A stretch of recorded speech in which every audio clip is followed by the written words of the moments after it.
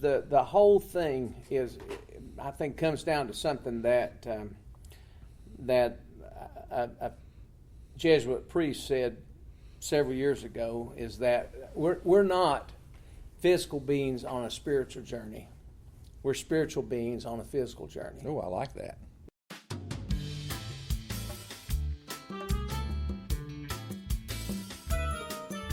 Hello, this is Pastor Terry Goodman, and I want to welcome you to the Wesleyan Connection. This podcast is primarily for the clergy and laity of the Holston-Annual-Conference. Join with me now as I take a look around the Connection and share some of the things happening in the churches of our annual conference. I want to welcome you to this part 2 of the interview that I did with Rusty Taylor, and I hope that you can tell from the brief little intro snippet that I gave you which way this interview is headed. This is not about how the conference functions. This is not about what his role is. This is more along the lines of maybe some of the things that shape his soul, that shape his spirit. This is where his heart is. This is where his passion is. I thoroughly enjoyed the opportunity I had to sit down with him and to talk and to listen and to engage in the conversation that we engaged in. I wish I had left the microphones hot to record the 5 to 10 minutes of conversation after we ended the official interview, because it was even better in some ways than some of the things that I've gotten on tape here today. I just really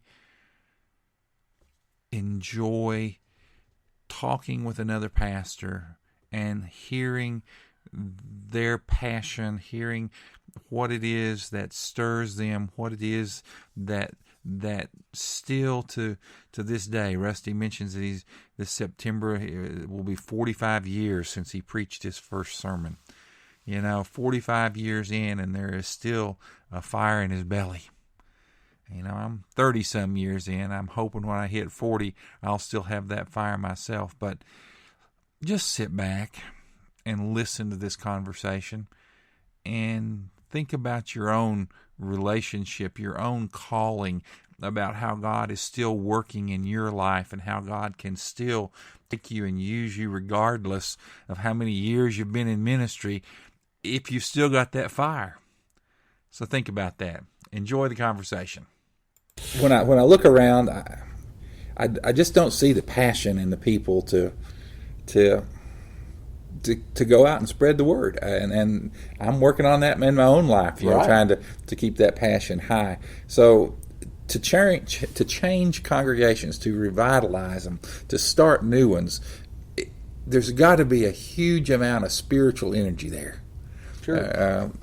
What does prayer play in all this? How is that? Do you encourage that? I guess with the church. Of course, the whole thing is, I think, comes down to something that a Jesuit priest said several years ago, is that we're not physical beings on a spiritual journey. We're spiritual beings on a physical journey. Oh, I like that. Yeah. And so the reality is that every person we encounter is a spiritual being. And they have spiritual needs, they have spiritual desires, they have spiritual hunger. And part of our task is to help nurture their spiritual life, to help them connect with God. And of course, the way we do that is the image of God that we see is the image that we see in each other. We've got a little plaque at our house that says, "Live your life in such a way that those who do not know God will come to know God because they know you." Mm-hmm. Sounds like we all should have that plaque. Well, that's the essence of our calling. Mm-hmm. And if we claim that, and if we seek to live that out and share that, then it impacts the world. I mean, just think about your own life. The people who have impacted you, who blessed you, who've encouraged you. Just think about that. You wouldn't be sitting here as a minister of the gospel if some people had not done that for you. Doug Brown. Absolutely. So, I mean, it's a real thing, Mm-hmm. and it's something that is tangible, and that we have to share. But as you alluded to a minute ago, you can't share something that you don't have. You made, you were a local pastor in a church for quite a number of years. You're not in that same kind of relationship now Right. to a local church. How has that transition been for you in your mind? Is there something you miss from being a local church pastor that sort of having that you don't get in this particular role? Oh, absolutely. I miss that every day because you don't have the opportunity to have the relationships with people. A lot of my relationships are trying to encourage people, to try to point people in the right direction. I mean, people come to me asking for help, for assistance. I mean, I've got a call I need to make today from a church that wants to know what might be available for a grant for a ministry that they hope to do. So they contact me because I have access to the resources that could help them. But I mean, there's nothing that is more fulfilling than being a local church pastor. This coming first Sunday in September of this year, of 2017, 45 years ago, I started preaching in Rising Fawn, Georgia. Mm. And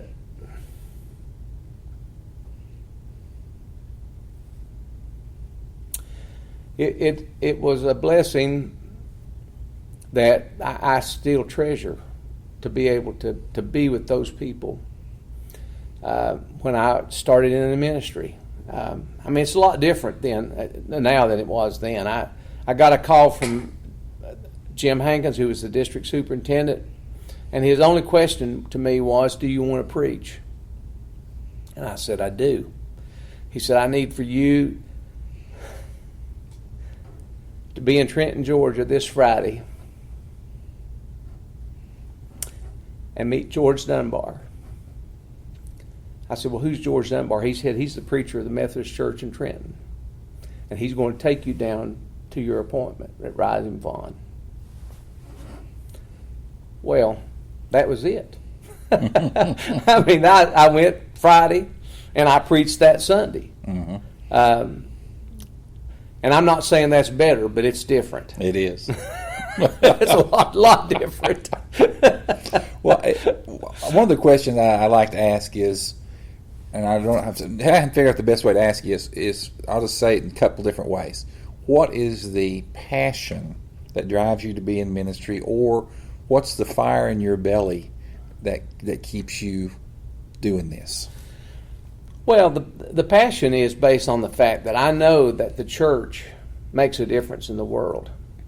You know, in the book of worship, we used to have this beautiful statement that said the church is of God and will be preserved to the end of time for the conduct of worship, for the edification of believers, and for the conversion of the whole world. Amen. All of every age and station stand in need of the means of grace which it alone supplies. I believe that for a long time. And I believed it before I went into the ministry, because I know what the church has meant to me. Mm-hmm. Well, I've got to save the most difficult question for last. All right, go for it. What is your favorite dessert? What is my favorite dessert? Well, I would say a good piece of crisp, cold, perfectly ripe watermelon. Wow, you're the first fruit person I've had so far. Everybody else goes for No, stuff. I tell you what, if you, and it's a funny thing. My grandpa Taylor, he would not eat watermelon before the 4th of July because he said they weren't good and ripe until the 4th of July, and they'd give you a bellyache. So on the 4th of July, when I was growing up, that's when we had watermelon. Not a day before, but 4th of July. Well, Rusty, I want to thank you for this broad-ranging conversation. Yeah, you're welcome, sir. I wish you the best. I'll be praying for your ministry. Thank you. This is Pastor Goodman. Thanks for listening to this edition of the Wesleyan Connection. Be sure to check back often for more podcasts.